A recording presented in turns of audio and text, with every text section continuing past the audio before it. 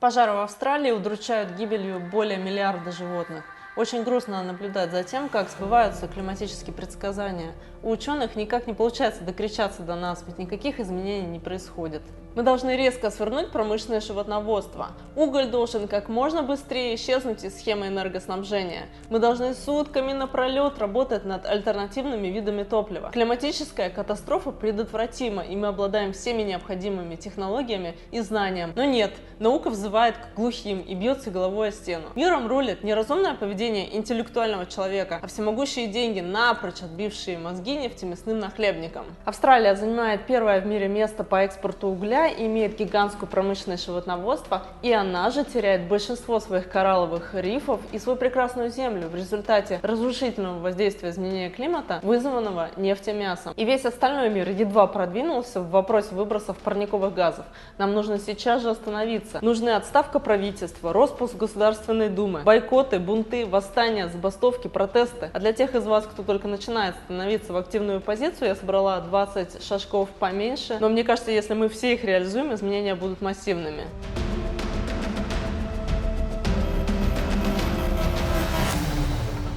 Записать свои цели на текущий год. Одна из моих целей – это посадить 1000 деревьев через различные онлайн-проекты. Для меня это очень высокая планка, но я действую по правилу «умножь свои цели на 10».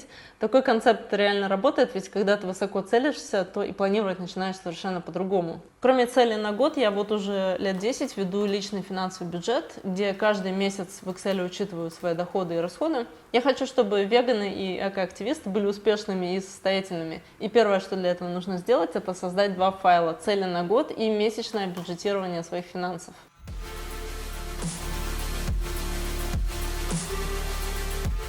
Согласно отчету прошлого года в The Economist, веганство лучше всего подходит для планеты. Почему так трудно осознать, что 7 миллиардов людей никак не сопоставимо со 150 миллиардами животных в промышленности животноводства? Это же очевидный нонсенс, ведущий планету к тотальному коллапсу. Я стараюсь готовить с нуля, но пару раз в неделю ем и веганские полуфабрикаты. Можете посмотреть мой плейлист с рецептами или попробовать какие-нибудь блюда из 50 рецептов в моей бесплатной книге. Третий шаг может показаться банальным, но он сыграл большую роль в моей жизни. Это умение сказать «нет». Если вам не нравится какое-то предложение, вместо того, чтобы начать выкручиваться или даже соглашаться, можно прямо в самом начале вежливо отклонить его. Мне на канале приходит немало предложений кооперации, но пока они мне не подходят. Инвестируем свое время только в то, что приведет нас к цели.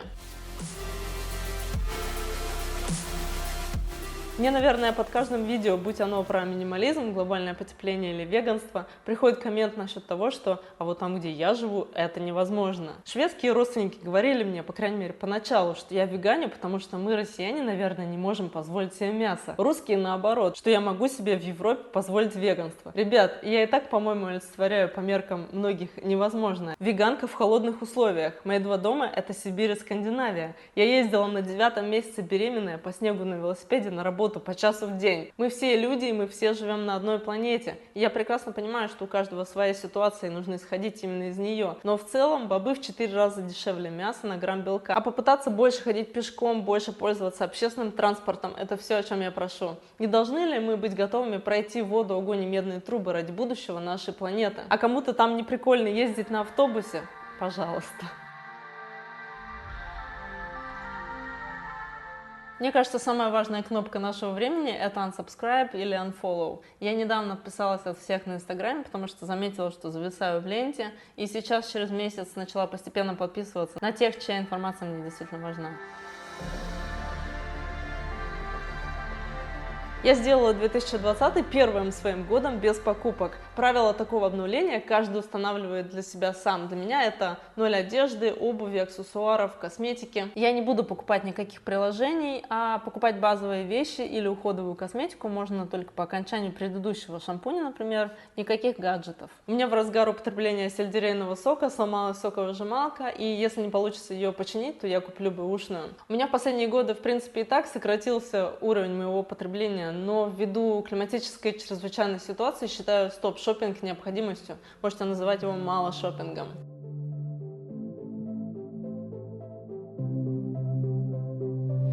У нас в многоквартирном доме внизу комната для раздельного сбора мусора, и я нередко вижу, как соседи, не соблюдая никаких правил немецкой сортировки мусора, оставляют там какие-нибудь детские игрушечные коляски, у которых там одна пуговичка отвалилась.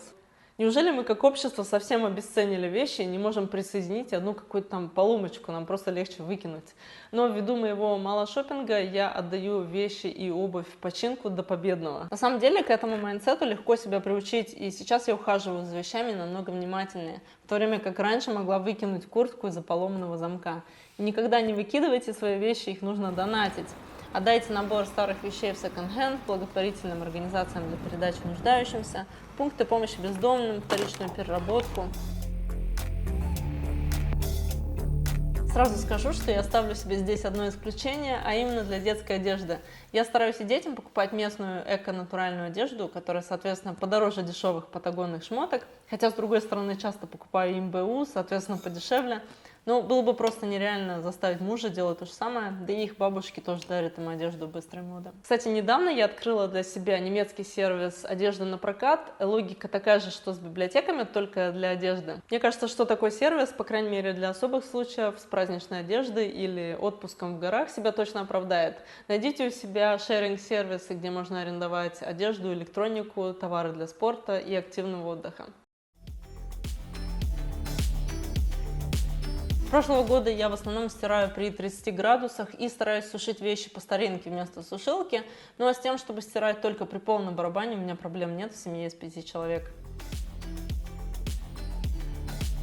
Если вы покупаете кофе to go, попросите наливать его вам в термос. Когда идете куда-нибудь поесть, не забудьте взять контейнер на случай, если не осилите порцию. Детям так и так всегда беру с собой бутылку с компотом или водой, чтобы не пришлось покупать упакованный сок или воду в магазине.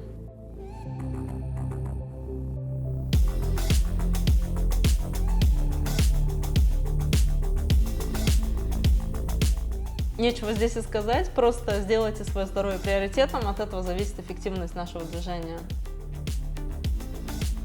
Мебель, матрасы, одеяло, все что угодно, попробуйте отдавать предпочтение натуральным вариантам, чтобы меньше участвовать в проблеме пластика. Если вы моете волосы каждый день, попробуйте мыть через день. Если раз в 2 дня, попробуйте раз в 3 дня, как я. 2020 год, нам больше не нужно ничего тестировать на животных. Декоративную косметику я покупаю только когда заканчивается старая. У меня всегда только один экземпляр туши, BB-крема, подводки, пара помад и пара лаков для ногтей.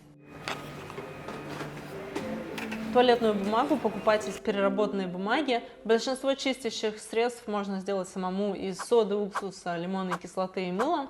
Просто оглянитесь вокруг у себя дома и подумайте, что можно заменить на альтернативу без пластика или в более экологичном варианте.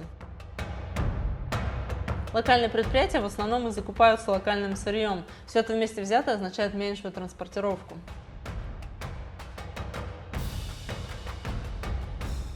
Это устройства, которые в недавнем прошлом были официально проданы, но потом возвращены обратно по гарантии ввиду какой-то поломки. Такие гаджеты проходят полный процесс ремонта и проверки до вторичной продажи. Поэтому да, вы покупаете секонд-хенд, но это будет авторизованный, восстановленный продукт с гарантией. И не сертифицированные продукты с рук я бы не покупала.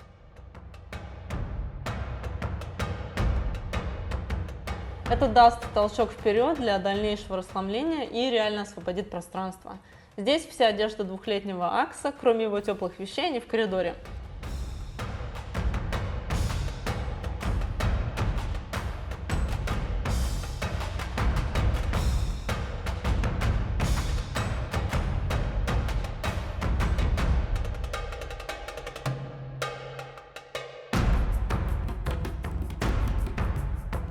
Посмотрите на программу отдельного сбора мусора в вашем городе. Узнайте, куда отдавать стекло, картон, батарейки. Определитесь, как лучше всего избавляться от пищевых отходов, так как они занимают от 30 до 80%, как у меня, наверное, содержимого мусорного ведра. К сожалению, если выбросить их в обычную мусорку, они там в компост не превратятся из-за отсутствия кислорода.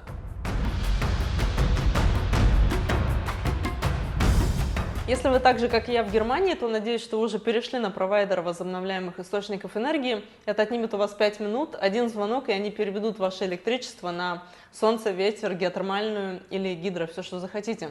Одним звонком в России пока что не отделаешься, поэтому предлагаю здесь так же, как с сортировкой мусора, узнать о статусе ВИА конкретно для вашей области. Например, в Ульяновской области есть ветропарки, в Орске построена крупная солнечная электростанция, на Камчатке работает крупнейшая геотермальная электростанция России. На данный момент ГЭС обеспечивают порядка 20% российской выработки электроэнергии, и таким образом у нас являются лидером возобновляемых источников энергии. Я в курсе, что, как и с любыми другими видами возобновляемых источников энергии, ГЭС имеет свои проблемные стороны. Но я работала почти 10 лет именно с турбинами экологически безопасной конструкции, с безмасляными втулками рабочих колес, да и вся конструкция была оптимизирована под минимизацию ущерба окружающей среде. В Норвегии 99% электроэнергии вырабатывается с помощью ГЭС, в Швеции и Канаде в районе 50%. Мы исчерпали роскошь постепенного реагирования. Нужно радикально, незамедлительно начать сворачивание добычи углеводородов. Сырьевая экономика сейчас звучит как матерок. Сегодняшний бизнес, как обычно, превращается в преступление против человечества. Я верю, что мы с вами живы не зря. Именно в этот переломный момент мы должны вложиться по максимуму. За 10, за 100 человек. 2020 станет для нас решающим. Это наш год, и мы повернем происходящее вспять и стабилизируем подъем температуры так, как это показано на синей линии.